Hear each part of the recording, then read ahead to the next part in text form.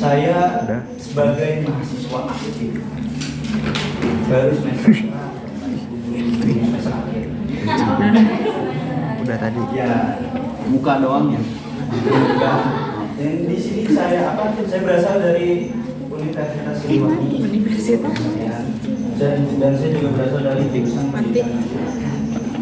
Oke, tanpa lama-lama lagi Ibu Bapak di sini, Ibu Bapak sekalian punya anak remaja di UPI. Oke. Ada yang anaknya dari SD mau ke SMP? Ada. Ada anaknya yang dari SMP mau ke SMA? Ada yang dari SMA mau ke kuliah? Banyak. Oke, Ibu Bapak sekalian, karena Ibu Bapak sekalian mempunyai anak ya, di fase tersebut ya kan, nah maka bisa disimpulkan Ibu Bapak sekalian, anak-anak Ibu Bapak sekalian sudah masuk ke fase remaja. Oke. Sebelum itu Bapak Ibu sekalian, masa remaja itu ialah fase perpindahan dari masa kekanak-kanakan dari masa kekanak-kanakan lanjut ke fase remaja. Biasanya itu ada di rentang usia 10 sampai 17 tahun menurut riset ya kan? Menurut riset. Tetapi balik lagi, masa remaja itu biasanya ada faktor-faktor dan karakteristiknya Ibu Bapak sekalian. Oke, di sini mungkin saya mau tanya, yang anaknya mungkin di rumah ada problem, yang anak remajanya tadi sudah saya Oke, boleh. Ayo kan dijual.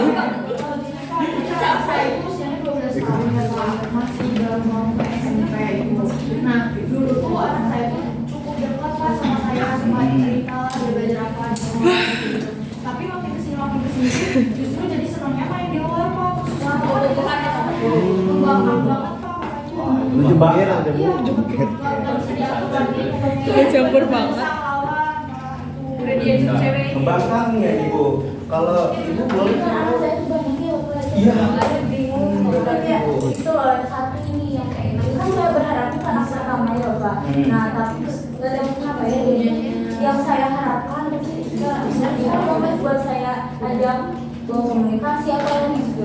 Saya tuh curiga itu punya pacar gitu Pak. Memang. Ibu curigaan banget. Kalau ibu cowok, siapa tuh pacarnya? Plot twist. Pedofil dong. Pemateri dong.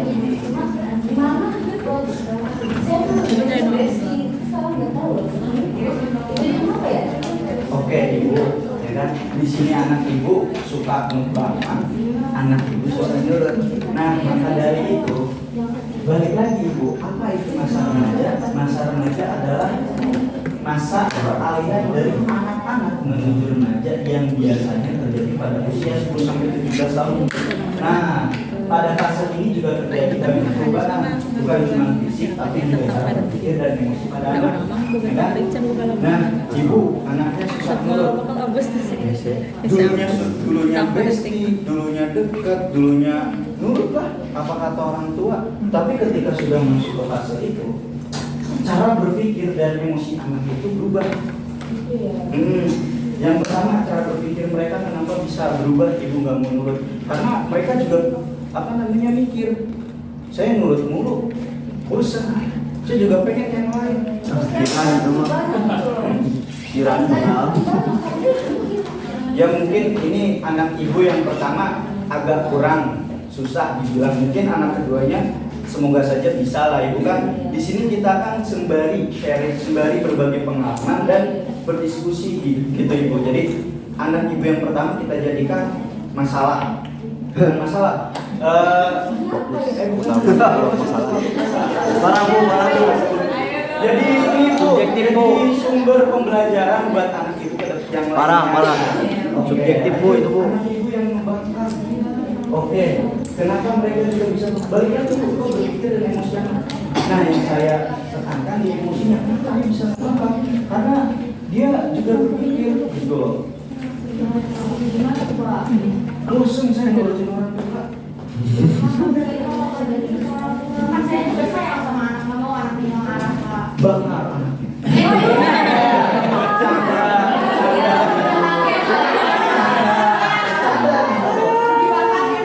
Iya, oke. Dibakar emosi ibu, gitu.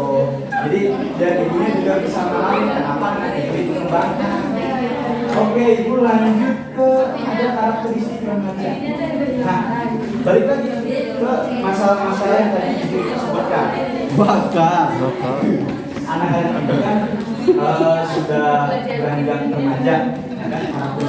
Ada yang pertama ada aspek fisik, yaitu perubahan cepat dan perubahan hormon. Yang kedua ada aspek kognitif, mulai berpikir kritis dan suka mempertanyakan. Kemudian aspek emosional, yaitu mood mudah berubah dan sensitif. Kemudian ada aspek sosial, ingin diakui dan lebih dekat dengan teman. Dari keempat karakteristik ini, pasti anak ibu nih pengen deket sama temennya.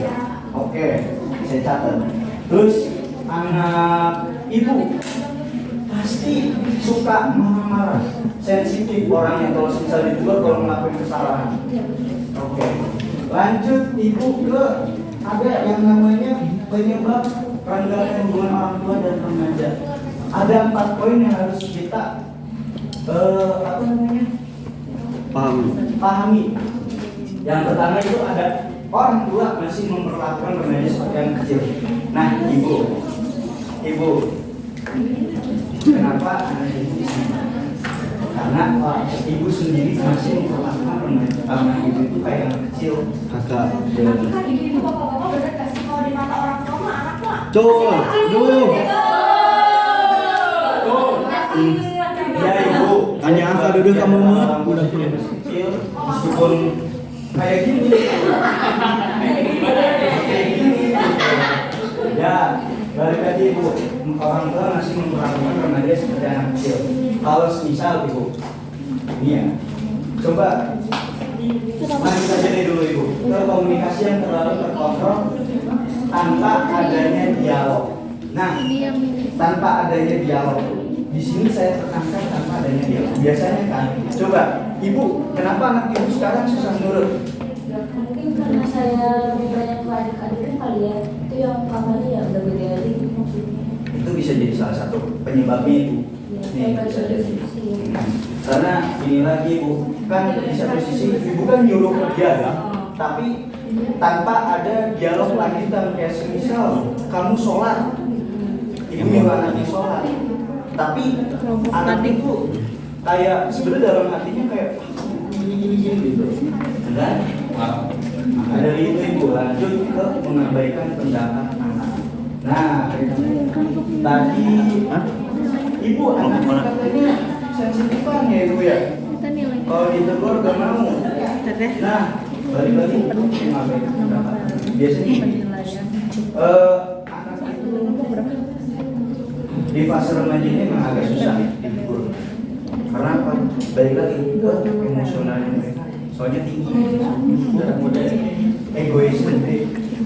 Dan kalau semisal orang tua ini juga punya egois gede, nggak akan tercapai ketiga itu nggak akan tercapai.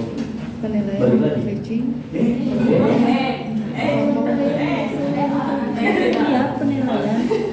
nah, MPW. jadi balik lagi kalau misal ingin ya ibu yang membangkang juga, yang nurut juga, yang pokoknya dari semua masalah yang di sini. Dari kamu gitu. Poin ininya itu mengabaikan pendapat. Kalau misal ibu bisa mendengarkan anak.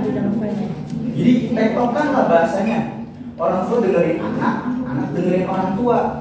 Jangan anak dengerin orang tua, tapi orang tuanya nggak mau dengerin anak. Ngomong terus ke anak, tapi gak dikasih kesempatan gitu anaknya buat ngomong, buat cerita. Jadi apa dia lainnya teman-temannya. Jadi dia ada pengakuan dari orang tuanya. Gitu. Kenapa saya bisa bilang seperti ini? Karena ini tuh berbasis apa namanya? terlalu sok tahu. Pengalaman di Jadi zaman belajar sekarang Ibu, lanjut kurangi keterbukaan dalam komunikasi keluarga. Nah, dari poin yang terakhir Ibu, sebenarnya 3 poin itu mencakup poin keempat. Kurangi keterbukaan dalam komunikasi keluarga. Nah, kenapa bisa gini? Yang pertama, orang tua masih memperlakukan kembali seperti yang dulu. Kenapa saya bisa bilang seperti itu, Ibu? Kan anak juga pengen diapain kalau dia tuh pengen jadi dewasa. Anak pengen diapain. Oke, karena mereka mempunyai emosi, Lagi di sifat egoisme udah mulai muncul. Karena mereka pengen diapain. Lanjut, ada komunikasi yang terlalu terkontrol tanpa ada yang dialog. Nah, itu saling nyambung Ibu sama yang poin keempat, dan yang ketiga itu juga nyambung. Iya sih belum. Oke, lanjut, ada pendekatan orang tua terhadap anak remaja. Yang pertama itu ada komunikasi terbuka. Sesuai ya sama yang tadi penyebabnya, itu harus ada komunikasi terbuka. Yang kedua ada mendengarkan secara aktif, itu sama saja dengan komunikasi. Ya, jadi ada tektok anak sama orang tua sama anak. Lanjut ada melibatkan anak dalam mengambil keputusan anak. Ini. Ada yang tadi ngomong dari SD mau ke SMP, ada yang SMP mau ke SMA, ada yang SMA mau kuliah. Nah biasanya seperti ini Bu, anak kan tadi pengen diapain temennya, dan biasanya ada beberapa masalah seperti ini. Si anaknya pengen sekolah di sekolah favorit, tapi orang tua pengen di pesantren. Bahasanya gini ya bahasa kita sekarang. Tapi ketika keputusan itu tuh udah mau selesai lah, keputusan udah mau final, si ibu tiba-tiba ngomong, udah mundur aja.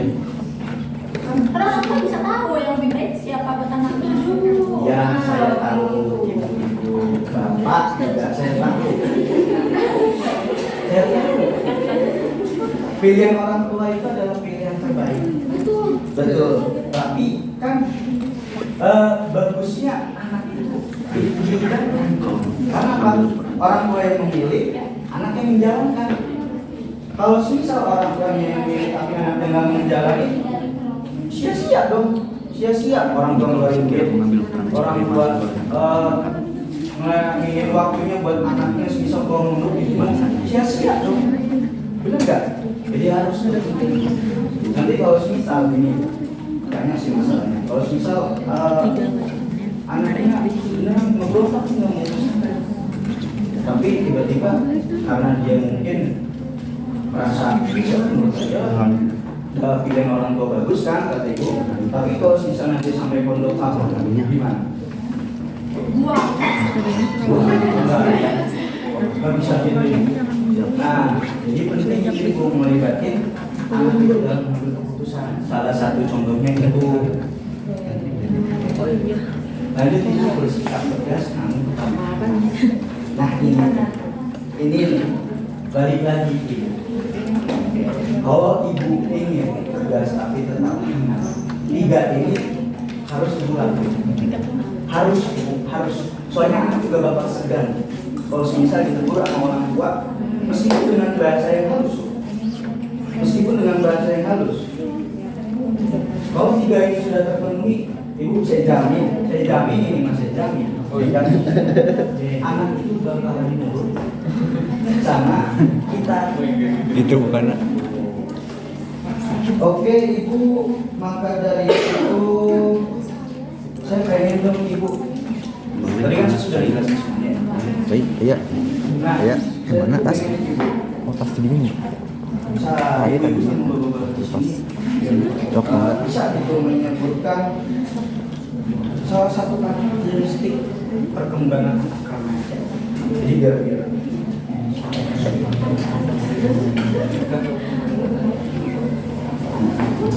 ya ibu, tadi saya sudah tanya.